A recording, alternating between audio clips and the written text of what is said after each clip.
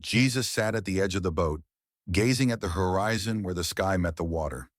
The gentle lapping of waves against the hull was soothing, a symphony of nature's calmness.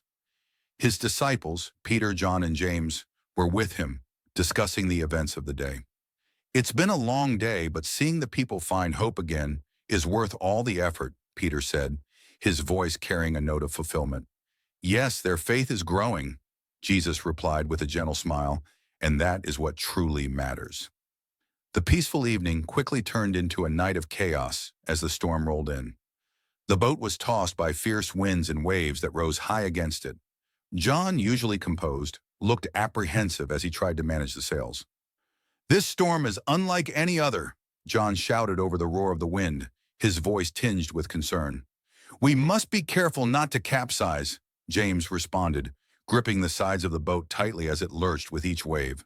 The disciples watched in amazement as Jesus lay asleep, seemingly oblivious to the danger surrounding them.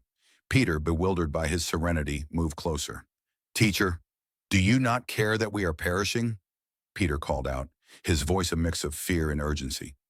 Jesus slowly opened his eyes, looked at Peter with gentle reassurance, and rose to his feet.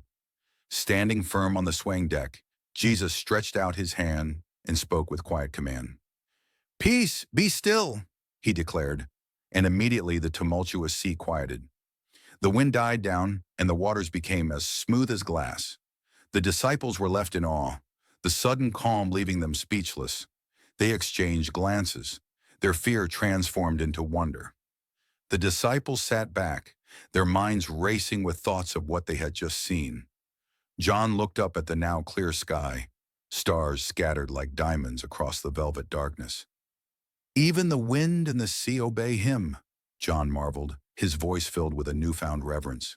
"Truly we are in the presence of the divine," James added, his heart swelling with faith. Jesus smiled gently. "Why are you afraid? Have you still no faith?"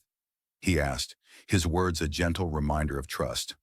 The first light of dawn began to paint the sky with hues of purple and gold, signaling a new day. The boat moved steadily across the placid waters, the storm a distant memory. Peter, John, and James felt a renewed strength within, their hearts buoyed by the miracle they had witnessed.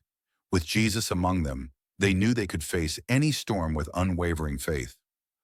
"Let us continue our journey," Peter said, his voice filled with determination and hope, as the boat sailed onward under the soft glow of the rising sun.